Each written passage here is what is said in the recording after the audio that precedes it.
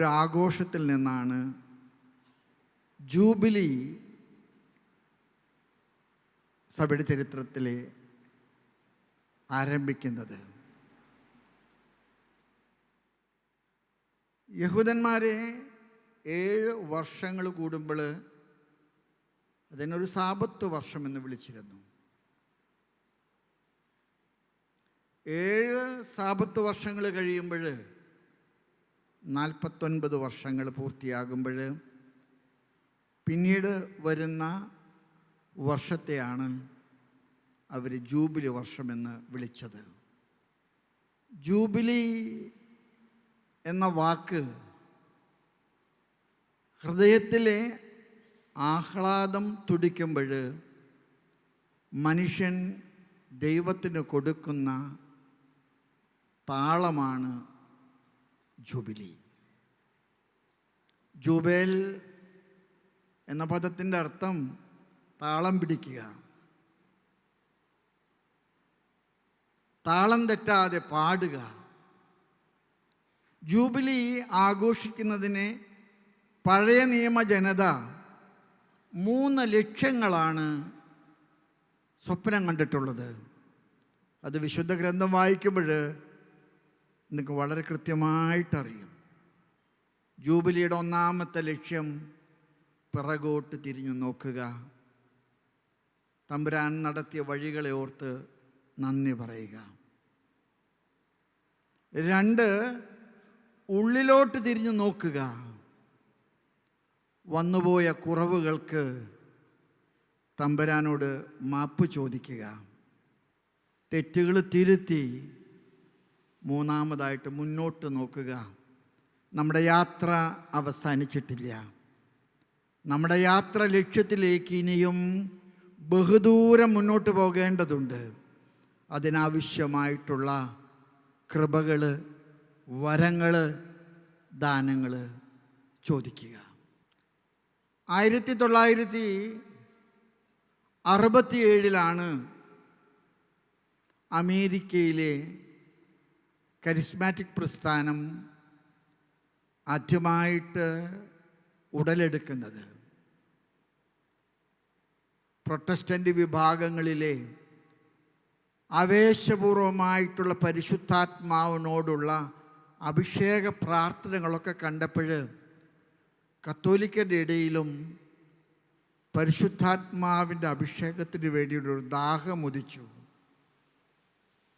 അങ്ങനെയാണ് കത്തോലിക്ക സഭയിലെ കരിസ്മാറ്റിക് മുന്നേറ്റം ഉണ്ടാകുന്നത്. 976 കരിസ്മാറ്റിക് മുന്നേറ്റം കേരള സഭയിൽ കൊടുങ്കാറ്റായിട്ട് ആഞ്ഞടിച്ചു.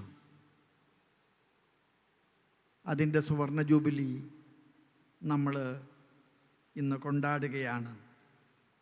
ഇവിടെ നമ്മൾ ആരംഭിക്കുന്നതിന് മുൻപ് ഓർക്കേണ്ട ചിലരെ പ്രത്യേകം പേര് പറഞ്ഞോർത്തു. പ്രിയങ്കരനായിട്ടുള്ള കൊല്ലത്തെ മെത്രാനായിരുന്ന അഭിമന്യനായ ജെറോം പിതാവ് കരിസ്മാറ്റിക്ക് തലയ്ക്കടിച്ച ഒരു വലിയ ഇടയനായിരുന്നു. അതുപോലെ തന്നെ ഇവിടെ സൂചിപ്പിച്ച ആർമണ്ടച്ചൻ, കപ്പൂച്ചൻ സഭയിൽ നിന്ന് ആർമണ്ടച്ചനാണ് ആദ്യമായിട്ട് കരിസ്മാറ്റിക് ധ്യാനങ്ങൾ കേരളത്തിൽ സംഭവിക്കാനായിട്ട് കാരണക്കാരനായത്. കപ്പൂച്ചൻ ഫാദേഴ്സിൻ്റെ സഹായത്തോടുകൂടെ ഭരണങ്ങാനത്ത് ആദ്യമായിട്ട് കരിസ്മാറ്റിക് ധ്യാനങ്ങൾ ആരംഭിച്ചതായിട്ട് നമുക്കറിയാം. പിന്നീട് വിൻസെൻഷൻ ഫാദേഴ്സിൻ്റെ നേതൃത്വത്തിൽ പോട്ടയിലെ കരിസ്മാറ്റിക് പ്രസ്ഥാനത്തിൻ്റെ ഒരു നവീകരണ കേന്ദ്രം ആരംഭിച്ചു. പോട്ടയിലെ സ്ഥലം പോരാതെ വന്നപ്പോൾ അന്ന് സ്ഥലം അന്വേഷിച്ച് അന്നത്തെ മാത്യു നായ്ക്കലാമ്പറമ്പിലച്ചനും പനക്കലച്ചനും വള്ളൂരാനച്ചനും ഒക്കെ വട്ടം കറങ്ങി നടക്കുന്ന സമയത്ത് കുണ്ടുകുളം പിതാവ് അവരോട് പറഞ്ഞു, നമുക്കൊരു സ്ഥലം കണ്ടുപിടിക്കണം, നിങ്ങൾ വല്ലതും അന്വേഷിക്കുക. അപ്പോഴാണ് ഇവിടെ തൃശ്ശൂരിലെ കച്ചവടക്കാരെല്ലാം കൂടെ ആരോഗ്യ മേഖലയിൽ ഒരു സ്ഥാപനം തുടങ്ങാനായിട്ട് ആഗ്രഹിച്ചുകൊണ്ട് ഒരു ഹോസ്പിറ്റല് ഇവിടെ തുടങ്ങി. ആ ഹോസ്പിറ്റലിൻ്റെ പേര് ഡിവൈൻ ഹോസ്പിറ്റൽ എന്നായിരുന്നു. കുണ്ടുകുളം പിതാവ് അവരോട് നല്ല വാക്കൊക്കെ പറഞ്ഞ് മനസ്സിലാക്കിയപ്പോൾ അവർ പറഞ്ഞു, പിതാവ് ഞങ്ങളത് തന്നേക്കാം. അപ്പോൾ പിതാവ്, നിങ്ങൾക്കറിയാം, വളരെ ജനകീയനായിട്ടുള്ളൊരു പിതാവാണ്. പിതാവ് അവരോട് പറഞ്ഞു, ഞാൻ നിങ്ങൾക്കൊരു വാക്ക് പറഞ്ഞേക്കാം. നിങ്ങൾ ആഗ്രഹിച്ച് തുടങ്ങിയ ഈ ഡിവൈൻ ഞാൻ പേര് മാറ്റില്ല. Praise the lord. ആ പേര് നിലനിർത്തിക്കൊണ്ട് ഞാൻ ഇതിനെ പരിവർത്തനം ചെയ്തോളാം. അങ്ങനെയാണ് ഈ വലിയ മുന്നേറ്റത്തിന് ഡിവൈൻ എന്ന പേര് സംജാതമാകുന്നത്. ബെനഡിക്ട് 16 മാർപ്പാപ്പ പന്തക്കുസ്തായ്ക്ക് നൽകിയ ഒരു വലിയ ഉപദേശത്തിൽ ജനങ്ങളോട് പറഞ്ഞ ഒരു സത്യം, അതെനിക്ക് തോന്നുന്നു ഇന്ന് ഈ ജൂബിലി വേളയിൽ ഓർമ്മിക്കാൻ നമുക്ക് കാരണമാകട്ടെ. Pentecost is not an end reality. It shall be a never-ending reality. കഴിഞ്ഞുപോയ എന്തിൻ്റെ ഒന്നിൻ്റെ ഓർമ്മ അനുസ്മരിക്കുന്നതല്ല പന്തക്കുസ്ത. ഒരിക്കലും അവസാനിക്കാത്ത പരിശുദ്ധാത്മാവിൻ്റെ ഇടപെടലിൻ്റെ ആഘോഷമാണ് പന്തക്കുസ്ത. അതുകൊണ്ട് ഞാൻ കരിസ്മാറ്റിക് പ്രസ്ഥാനത്തിൻ്റെ 25 വർഷത്തെ ജൂബിലി കൊണ്ടാടുമ്പോൾ ഞാൻ നിങ്ങളോട് പറയും, നിങ്ങൾ കേരളത്തിലെ കത്തോലിക്ക സഭയ്ക്ക് കൊടുത്തിട്ടുള്ള ഏറ്റവും വലിയ സമ്മാനവും സംഭാവനയും പരിശുദ്ധാത്മാവിൻ്റെ നിറവിൽ പ്രവർത്തിക്കുന്ന ഒരു സഭയെ കെട്ടിപ്പടുക്കുന്നതിൽ കൊടുത്തിട്ടുള്ള സംഭാവനയാണ്. നമുക്ക് സ്ഥാപനങ്ങളോ കെട്ടിടങ്ങളോ ഒന്നും തന്നെ ഇല്ല. പക്ഷേ നവീകരിക്കപ്പെട്ടവരിലൂടെയും കേരള സഭയിലെ മാവിൽ ചേർത്ത പുളിമാവ് പോലെ കേരള സഭയെ പുളിപ്പിക്കാനായിട്ട് കരിസ്മാറ്റിക് മുന്നേറ്റവും കാരണമായി എന്നതിൻ്റെ പേരിൽ ദൈവത്തിന് മഹത്വം ഉണ്ടാകട്ടെ.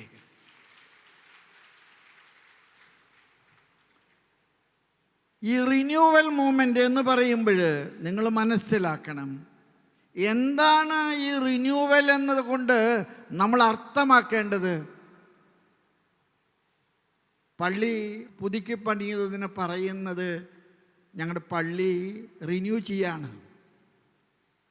കെട്ടിടങ്ങളും കല്ലും മണ്ണും കൂട്ടി പുതുക്കി പണിയുന്നതിനെ അല്ല കരിസ്മാറ്റിക് മൂവ്മെൻറ്റിലെ റിന്യൂവൽ എന്ന് പറയുന്നത്. റിന്യൂവൽ എന്ന വാക്ക് കരിസ്മാറ്റിക് പ്രസ്ഥാനത്തിൽ ഉപയോഗിക്കുന്നത് പ്രഥമത വ്യക്തികളുടെ നവീകരണത്തിനെ ഓർമ്മപ്പെടുത്താനാണ്. The renewal of the individual. പന്തക്കുസ്തായിലെ നൽകപ്പെട്ട ദാനങ്ങൾ ഉപയോഗിച്ചുകൊണ്ട് നമ്മുടെ വ്യക്തി ജീവിതത്തിലെ വലിയ മാറ്റങ്ങൾ ഉണ്ടാക്കാൻ കഴിയുമെന്ന് നമ്മുടെ സഭകളെ ഓർമ്മപ്പെടുത്തിയ ഒരു വലിയ മുന്നേറ്റമാണ് കരിസ്മാറ്റിക് മുന്നേറ്റം. ഞാൻ മേജർ ആർച്ച് ബിഷപ്പായതിനു ശേഷം പരിശുദ്ധ പിതാവ് ഫ്രാൻസിസ് മാർപ്പാപ്പയെ കണ്ടപ്പോഴും ഫ്രാൻസിസ് മാർപ്പാപ്പ എന്നോട് സഭയെക്കുറിച്ച് 3 കാര്യങ്ങൾ പറഞ്ഞു, പ്രത്യേകിച്ച് കേരളത്തിലെ സഭയെക്കുറിച്ച്. അത് 3 എനിക്ക് തോന്നുന്നു കരിസ്മാറ്റിക് പ്രസ്ഥാനവുമായി സഭ നടത്തിയ പോരാട്ടത്തിൻ്റെ ഓർമ്മകളുടെ സമ്മാനങ്ങളാണ്. 1, നിങ്ങളുടെ സഭയിലെ അല്ലെങ്കിൽ നിങ്ങളുടെ നാട്ടിലെ അനുദിന ബലിയോട് ജനം കാണിക്കുന്ന അനിതര സാധാരണമായിട്ടുള്ളൊരു ഭക്തി. നമ്മൾ ഞായറാഴ്ച കുർബാനക്കാരല്ല. നല്ല കത്തോലിക്കൻ കേരളത്തിൽ സമയമുണ്ടെങ്കിൽ, കൊക്കിൽ ജീവനുണ്ടെങ്കിൽ എല്ലാ ദിവസവും കുർബാന കാണാൻ കൊതിക്കുന്നവനാണ്. ഇതൊരു വലിയ കാര്യമാണ്. അതിനെ പ്രോത്സാഹിപ്പിക്കുന്നതിൽ കരിസ്മാറ്റിക് മുന്നേറ്റം നൽകിയ സംഭാവനകൾ അനിതര സാധാരണമാണ്. 2, കരിസ്മാറ്റിക് പ്രസ്ഥാനത്തിലൂടെ കേരള സഭയ്ക്ക് വന്നിട്ടുള്ള വലിയ മാറ്റങ്ങൾ. 1, ഭക്തിയിൽ നിന്ന് വിശുദ്ധ ഗ്രന്ഥത്തിൻ്റെ വായനയിലേക്കും വിശുദ്ധ ഗ്രന്ഥത്തിൻ്റെ ജീവിതത്തിലേക്കും കടക്കാനുള്ള ഒരു വലിയ പ്രചോദനം. ഇന്ന് വിശുദ്ധ ഗ്രന്ഥം വായിക്കാത്തവർ കേരള സഭയിൽ ഉണ്ടോ എന്ന് ചോദിച്ചാൽ അപൂർവം ഉണ്ടാകാം. പക്ഷെ വിശുദ്ധ ഗ്രന്ഥം വായിക്കുക, വിശുദ്ധ ഗ്രന്ഥം ധ്യാനിക്കുക, വിശുദ്ധ ഗ്രന്ഥം പ്രഘോഷിക്കുക, അത് കരിസ്മാറ്റിക് മുന്നേറ്റം നൽകിയ വലിയ ഒരു കൃപയാണ്. ഞാനിവിടെ ഫിയാത്ത് മിഷൻകാരെയൊക്കെ കണ്ടു. ഞാൻ അവരെ മാത്രം എടുത്ത് പറയുന്നതിൽ നിങ്ങൾ ആരും പരിബോധം വിചാരിക്കരുത്. അവർ ചെയ്യുന്ന ഏക ശുശ്രൂഷ എന്താണെന്നറിയാമോ? ആരും അറിഞ്ഞിട്ടില്ലാത്ത ബൈബിള് ഭാഷകൾ അവരവരുടെ ഗോത്രഭാഷകളിലും നാട്ടുഭാഷയിലും തർജ്ജമ ചെയ്ത് പ്രസിദ്ധീകരിച്ച് ജനങ്ങളിലേക്ക് എത്തിക്കുന്നതിന് അവർ നടത്തുന്നൊരു പോരാട്ടമുണ്ട്. അത് നമ്മുടെ സന്യാസ സഭകളും ആശ്രമങ്ങളും സ്ഥാപനങ്ങളൊക്കെ ചെയ്യുന്നതിൽ നിന്നൊക്കെ വളരെ വളരെ വ്യത്യാസമുണ്ട്. നമ്മൾ ആസ്പത്രികൾ നടത്തുന്നുണ്ട്, നമ്മൾ പള്ളിക്കൂടങ്ങൾ നടത്തുന്നുണ്ട്, നമ്മൾ ആതുരാലയങ്ങൾ ഇതൊക്കെ വലിയ ശുശ്രൂഷകളാണ്. ഞാൻ അതിനെ ഒന്നും കുറച്ച് കാണാൻ ആഗ്രഹിക്കുന്നില്ല.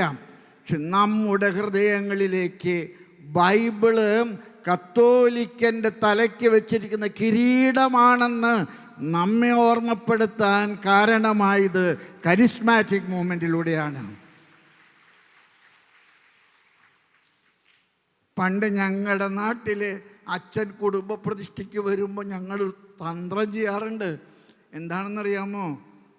അച്ഛൻ ഒരു വീട്ടിലെ കർമ്മം കഴിയുമ്പോൾ ആ വീട്ടിലെ ബൈബിൾ അടുക്കളയിൽ കൂടെ കൊണ്ടുവന്ന് അച്ഛൻ വരുന്നതിന് മുമ്പ് പ്രതിഷ്ഠിച്ച് വയ്ക്കും. സ്വന്തമായിട്ട് ബൈബിളുള്ള കുടുംബങ്ങൾ, സ്വന്തമായിട്ട് ബൈബിൾ വായിക്കുന്ന ഒരു താല്പര്യമുള്ള കുടുംബങ്ങൾ നമ്മുടെ ഇടയിൽ അങ്ങനെ ഉണ്ടായിരുന്നില്ല. നമ്മളതിൻ്റെ പേരിൽ മോശം ക്രിസ്ത്യാനികളാണെന്നുള്ള അർത്ഥത്തിലല്ല ഞാനിത് പറയുന്നത്. പക്ഷെ ഇന്ന് ബൈബിള് പൂർണ്ണമായിട്ട് വായിക്കാത്തവൻ, ബൈബിള് പൂർണ്ണമായിട്ട് എഴുതി പഠിക്കാത്തവൻ, ബൈബിള് മറ്റുള്ളവർക്ക് കൊടുക്കാൻ ഇഷ്ടം കാണിക്കാത്തവൻ കത്തോലിക്കനല്ല എന്ന് വരുന്ന അർത്ഥത്തിൽ ബൈബിളിൻ്റെ വ്യാഖ്യാനവും വ്യാപനവും കരിസ്മാറ്റിക് മുന്നേറ്റത്തിലൂടെ സംഭവിച്ചു എന്നുള്ളതിൽ ദൈവത്തിൻ്റെ മഹത്വത്തിന് ഞാൻ കരഘോഷങ്ങളോടുകൂടി നന്ദി പറയുകയാണ്.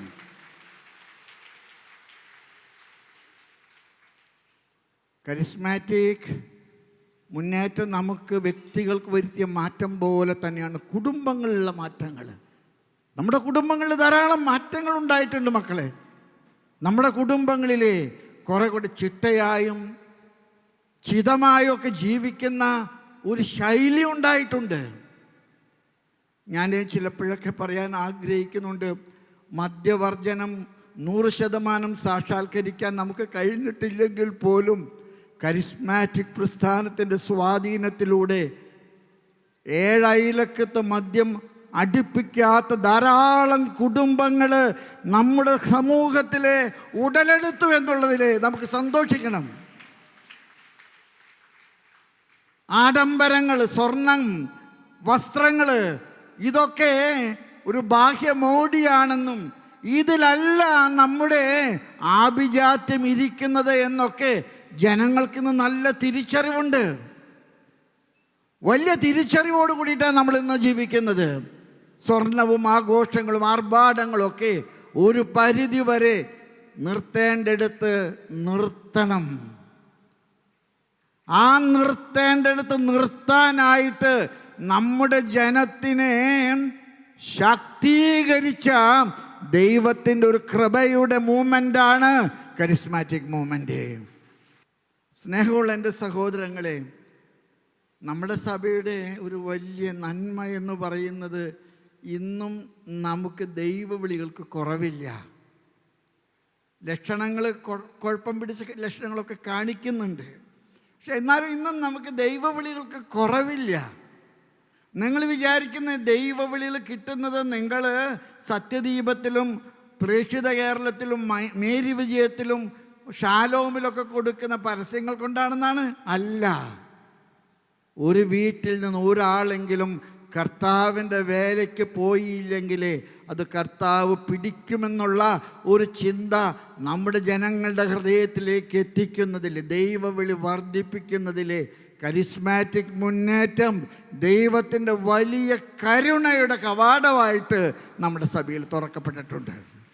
ജോൺ പോൾ രണ്ടാമൻ മാർപ്പാപ്പയുടെ ഒരു പ്രത്യേക താല്പര്യമായിരുന്നു റോമിലെ ബസിലിക്കകളിലെ ആരാധനാ കേന്ദ്രങ്ങൾ തുടങ്ങണമെന്ന്. പിന്നീട് പരിശുദ്ധ പിതാവ് അത് മറ്റുള്ള സ്ഥലങ്ങളിലേക്ക് വ്യാപിപ്പിച്ചു. ഞാൻ തൃശ്ശൂരിൽ നിന്ന് വരുന്നതുകൊണ്ടാണ് തൃശ്ശൂരത്തെ കാര്യം പറയുന്നത്. തൃശ്ശൂർ രൂപത അതിൻ്റെ ശതാബ്ദി കൊണ്ടാടിയപ്പോൾ അന്ന് രൂപതയിലേക്ക് മാർപ്പാപ്പയുടെ പ്രതിനിധിയായിട്ട് വന്ന കാർഡിനൽ ലൂർദ് സ്വാമി പരസ്യമായിട്ട് വിളിച്ചു പറഞ്ഞു, holy father would like to have a eucharistic adoration centre started in memory of the centenary celebration of this archdiocese. അന്ന് കുണ്ടുകുളം പിതാവ് നടത്തിയ ചങ്കൂറ്റം നിറഞ്ഞൊരു തീരുമാനമാണ് തൃശ്ശൂർ പുത്തൻപള്ളിയിലെ പരിശുദ്ധ കുർബാനയുടെ ഒരു ആരാധനാ കേന്ദ്രം തുടങ്ങിയത്.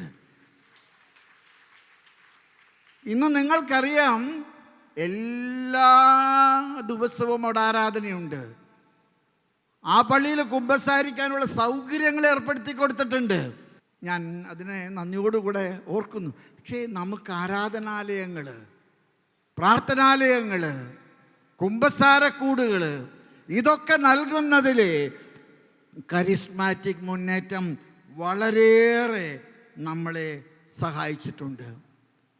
അതുപോലെ തന്നെ ധാരാളം മനുഷ്യരെ കരിസ്മാറ്റിക് ധ്യാനത്തിൽ പങ്കെടുത്തതിൻ്റെ ഫലമായിട്ട് മാനസാന്തരം വന്നിട്ട് ജീവിതത്തിലെ നന്മ പ്രവർത്തിക്കാൻ നല്ല സമറായക്കാരായിട്ട് സ്വന്തം വീട്ടിൽ തന്നെ രോഗികളെ താമസിക്കുന്നവരെ, ഒഴിഞ്ഞു കിടക്കുന്ന വീടുകൾ പാവപ്പെട്ട രോഗികൾക്ക് താമസിക്കാൻ വിട്ടുകൊടുക്കുന്നവരെ, അത് കരിസ്മാറ്റിക് മുന്നേറ്റം സഭയുടെ മേൽ കൊടുത്ത വലിയ കൃപയുടെ വരദാനമാണെന്ന് പറയുന്നതിൽ എനിക്ക് സന്തോഷമുണ്ട്. 3 കാര്യങ്ങളാണ് കരിസ്മാറ്റിക് സുവർണ ജൂബിലി വേളയിൽ എൻ്റെ മനസ്സിൽ നിങ്ങളോട് പറയാൻ ആഗ്രഹിക്കുന്നത്.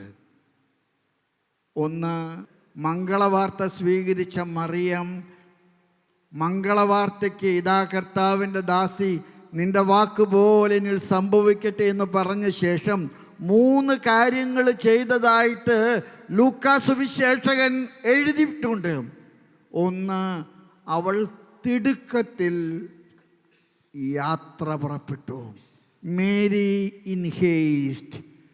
കരിസ്മാറ്റിക് മൂവ്മെൻറ്റിൻ്റെ ജൂബിലി ആഘോഷിക്കുമ്പോൾ ഞാൻ നിങ്ങളോട് പറയാൻ ആഗ്രഹിക്കുന്നു, മറിയത്തിൻ്റെ തിടുക്കം കരിസ്മാറ്റിക് മുന്നേറ്റം ഏറ്റെടുക്കേണ്ട സമയമായിട്ടുണ്ട്. നമുക്ക് തിടുക്കമുള്ളവരാകണം. വ്യക്തികളെ തൊടുവാൻ, കുടുംബങ്ങളെ സ്പർശിക്കാൻ, ഇടവകളെ നവീകരിക്കാൻ, നാടിനെ മുഴുവൻ തൊടുന്ന ഒരു തിടുക്കമുള്ള സഭ. ഞാൻ ചിലപ്പോഴൊക്കെ വിചാരിക്കാറുണ്ട്, നമ്മുടെ സഭ ഇന്നൊരു ആലസ്യം പിടിച്ചൊരു സഭയാണ്. എല്ലാം കിട്ടിക്കഴിഞ്ഞു, ഇനി ഒന്നും ചെയ്യാനില്ല, വെറുതെ ഇരിക്കുക. അല്ല, നമുക്കൊരു തിടുക്കമുണ്ടാകണം. 2, മറിയം യാത്ര ചെയ്തത് സമതലങ്ങളിലൂടെയല്ല, മലമ്പ്രദേശങ്ങളിലൂടെയാണ്. ജീവിതം എളുപ്പമാക്കാനുള്ള തന്ത്രങ്ങൾ ഇന്ന് നമ്മുടെ ഇടയിൽ വലിയ പ്രലോഭനമാണ്. എല്ലാം എളുപ്പമാക്കണം, ഒന്നിനും ബുദ്ധിമുട്ടില്ലാത്ത വിധത്തിൽ എല്ലാം എളുപ്പമാക്കാനായിട്ട് നമ്മൾ നടത്തുന്ന വലിയൊരു പോരാട്ടമുണ്ട്. അവിടെ മറിയത്തെക്കുറിച്ച് പറയുന്നു, അവൾ മലമ്പ്രദേശത്തോടുകൂടെ യാത്ര ചെയ്തു. ഗാഗുൽത്തായിൽ എത്തിച്ചേരണമെങ്കിൽ കാൽവരി ചവിട്ടിക്കയറാതെ പറ്റില്ല. ജീവിതം സുഖപ്രദമാക്കാനായിട്ട് നമ്മൾ ഏർപ്പെടുന്ന എല്ലാ സംവിധാനങ്ങളും നമ്മുടെ ക്രൈസ്തവ ജീവിതത്തിൻ്റെ പരാജയത്തിൻ്റെ പ്രതീകങ്ങളാണ്. അതുകൊണ്ട് നമുക്ക് മലകൾ കയറാനായിട്ട് സാധിക്കട്ടെ. ഞാൻ ഇത്തവണ മലയാറ്റൂർ മല കയറി 70ാമത്തെ വയസ്സിൽ. എന്നോട് പലരും ചോദിച്ചു പിതാവിന് പറ്റുമോ എന്ന്. കയറിക്കഴിഞ്ഞപ്പോഴാണ് എനിക്ക് മനസ്സിലായത് ഒരു പ്രാവശ്യമല്ല, ഒരുപാട് പ്രാവശ്യം ഇനിയും കയറാൻ എന്നെക്കൊണ്ട് പറ്റും. മലമ്പ്രദേശങ്ങൾ കയറാനുള്ള ആവേശം, ജീവിതം എളുപ്പമാക്കുമ്പോൾ, ജീവിതം സുഖപ്രദമാക്കുമ്പോൾ, ജീവിതം വളരെ സൗകര്യമുള്ളതാക്കി മാറ്റുമ്പോൾ നമ്മൾ കർത്താവിൻ്റെ വഴികളിൽ നിന്ന് വിട്ടുപോകുന്നു. കർത്താവിൻ്റെ 2 ശിഷ്യന്മാരെ ജെറൂസലേമിലെ അടിപൊട്ടാനുള്ള സാധ്യതയുണ്ടെന്നറിഞ്ഞപ്പോൾ വിട്ടുപോയി. അവർ ജെറൂസലേമിൽ നിന്ന് എമ്മാവൂസിലേക്ക്. ഭൂമിശാസ്ത്രപരമായിട്ട് പറഞ്ഞാൽ ജെറൂസലേം കിഴക്കോട്ടാണ്, എമ്മാവൂസ് പടിഞ്ഞാട്ടാണ്.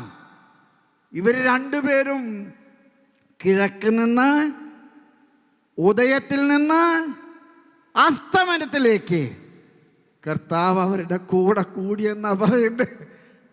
അപ്പം അവർ പറഞ്ഞു, ഞങ്ങൾ ജെറൂസലേമിൽ നിന്ന് പോവാ, അവിടെ നല്ല അടിപൊട്ടാനുള്ള സാധ്യതകളുണ്ട്, ഞങ്ങൾ വിട്ടുപോരുന്നവരാ. കർത്താവ് അവരോട് പറഞ്ഞു, ഇപ്പം സന്ധ്യയായി, നമുക്ക് അത്താഴം കഴിക്കാം. എമ്മാവൂസിൽ സത്രത്തിൽ അവർ വന്ന് അപ്പമെടുത്ത് വാഴ്ത്തി കർത്താവ് അത് മുറിച്ചപ്പോൾ അവരുടെ കണ്ണുകൾ തുറക്കപ്പെട്ടു. അത് കർത്താവാണെന്ന് അവർ തിരിച്ചറിഞ്ഞു. പക്ഷെ കർത്താവ് അപ്രത്യക്ഷനായി. എൻ്റെ പ്രിയപ്പെട്ട എല്ലാ സഹോദരനോട് എനിക്ക് പറയാൻ ആഗ്രഹമുണ്ട്, ജീവിതം കൂടുതൽ സുഖപ്രദമാകുമ്പോൾ നമ്മൾ എമ്മാവൂസിലേക്ക് യാത്ര ചെയ്യുന്നവരാണ്. നമുക്ക് ജെറൂസലേമിലേക്ക് യാത്ര ചെയ്യണം. കർത്താവ് നഷ്ടപ്പെട്ടവർ, അത് മുറിക്കപ്പെടുമ്പോൾ, ഭാര്യമാരോട് എനിക്ക് പറയാൻ ആഗ്രഹമുണ്ട്, ഭർത്താക്കന്മാർ എളുപ്പമല്ല, പക്ഷെ മുറിക്കപ്പെടുന്നവരാകുക. മക്കള്, ഞാൻ 10ാമത്തെ ആണെന്ന് പറയുമ്പോൾ നിങ്ങൾ പറയും അത് നടക്കുന്ന കാര്യമല്ല അച്ഛാ എന്ന്. നിങ്ങൾക്ക് ആരോഗ്യമുണ്ടെങ്കിൽ, നിങ്ങൾക്ക് സൗകര്യമുണ്ടെങ്കിൽ മക്കൾ കൂടുതൽ സ്വീകരിക്കുക. പണം കൂടുതൽ വരുന്നത് നിങ്ങൾ ആഗ്രഹിക്കുന്നത് പോലെയല്ലേ, മക്കൾ കൂടുതൽ വരട്ടെ. ആരാ നിങ്ങളോട് പറഞ്ഞത് നമ്മളൊന്ന് നമുക്കൊന്നെന്ന്? ആരും പറഞ്ഞിട്ടില്ല. അതുകൊണ്ട് കർത്താവ് പറഞ്ഞു, ഞാൻ നിന്നെ അനുഗ്രഹിക്കും. എന്താ നിന്നെ അനുഗ്രഹിക്കുന്ന അടയാളം? ആകാശത്തിലെ നക്ഷത്രങ്ങൾ പോലെയും ഭൂമിയിലെ മണൽത്തരി പോലെയും ഞാൻ നിനക്ക്. ഇന്ന് നമ്മുടെ സമുദായം നിങ്ങൾക്കറിയാമോ, മൈക്രോ മൈനോറിറ്റിയാണ്, ന്യൂനപക്ഷമല്ല. ന്യൂനപക്ഷത്തിൽ നിലനിൽക്കാൻ കഴിയാത്ത വിധത്തിലെ അവസാനിച്ചു കൊണ്ടിരിക്കുന്ന അതിന്യൂനപക്ഷമാണ് നമ്മൾ. കാരണം എന്താണെന്നറിയാമോ? നമ്മളൊന്ന് നമുക്കൊന്ന്. നമുക്ക് കൂടുതൽ കരിസ്മാറ്റിക് പ്രസ്ഥാനത്തിൻ്റെ ജൂബിലി വേളയിൽ ആത്മാർത്ഥമായിട്ട് ചിന്തിക്കാൻ കാരണമാകട്ടെ. ഞാൻ അവസാനിപ്പിക്കും. സുവിശേഷം പ്രസംഗിക്കാത്ത സഭ ചത്ത സഭയാണ്. മിഷനിലേക്ക് പോകണം നമ്മൾ. ഞാൻ കന്യാസ്ത്രീകളോടും അച്ഛന്മാരോടൊക്കെ പറയാറുണ്ട്, ഗവൺമെൻറ് സ്കൂൾ പിടിച്ചെടുത്താലും ഒരു കുഴപ്പമില്ല, പൊക്കോട്ടെ. അങ്ങനെയെങ്കിലും നമ്മൾ മിഷനിലേക്ക് പോകണം. ഞാൻ മിഷനിലേക്ക് പോകാത്ത സഭയ്ക്ക് നിലനിൽപ്പില്ല.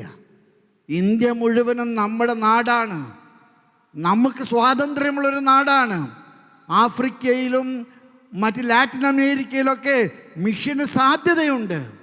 നമുക്ക് കൂടുതൽ മിഷനിലേക്ക് തുറവിയുള്ളവരാകാനായിട്ട് ഈ കരിസ്മാറ്റിക് മുന്നേറ്റത്തിൻ്റെ സുവർണ ജൂബിലി നമ്മെ പ്രചോദിപ്പിക്കട്ടെ. സ്നേഹമുള്ളവരെ, തിടുക്കമുള്ളൊരു മറിയം, മലമ്പ്രദേശങ്ങൾ കയറാൻ ചങ്കൂറ്റം കാണിച്ചൊരു മറിയം, ഗർഭിണിയായ എലിസബത്ത് സ്നാപകനെ പ്രസവിക്കുവോളം അവൾക്ക് കൂട്ടിരുന്ന മറിയം. നമ്മൾ പ്രായമായി, റിട്ടയർഡായി, ഇനി ഒരു പണിയും വേണ്ട, എന്നോട് ഒരു കുടുംബം പറഞ്ഞു, ഞങ്ങൾക്ക് 2 പേർക്ക് 2 ലക്ഷം രൂപ വെച്ച് കിട്ടുന്നുണ്ട് പിതാവ്, ഇനി ഒന്നിനും പോകണ്ട. ഈ 2 ലക്ഷം രൂപ ഗവൺമെൻറ്റിൽ നിന്ന് വാങ്ങിച്ച് സുന്ദരമായിട്ട് ടി വിയും കണ്ടിരിക്കുന്ന നമ്മൾ സ്വർഗത്തിൽ പോകുമെന്ന് കരുതുന്നത് വൃഥാവിലാണ്. മിഷനിൽ പോകാത്ത ആരും തന്നെ സ്വർഗത്തിൽ പോകില്ലെന്ന് തിരിച്ചറിയുക. മിഷനിലേക്ക് ഇറങ്ങാനായിട്ട് ധൈര്യം കാണിക്കുക. മിഷൻ പ്രവർത്തനങ്ങളില്ലാത്ത സഭയ്ക്ക് നിലനിൽക്കാൻ സാധിക്കുകയില്ലെന്ന് നിങ്ങൾക്കറിയാമല്ലോ. ആദിമസഭ രക്തസാക്ഷികളുടെ ചുടുനിണം വീണ മണ്ണിലാണ് പടർന്ന് പന്തലിച്ചത്. ജീവിതം സുഖപ്രദമാകുമ്പോൾ സഭ തളരുകയാണെന്ന് തിരിച്ചറിയുക. ഞാൻ നിങ്ങളുടെയൊക്കെ പ്രാർത്ഥന യാചിക്കുകയാണ്.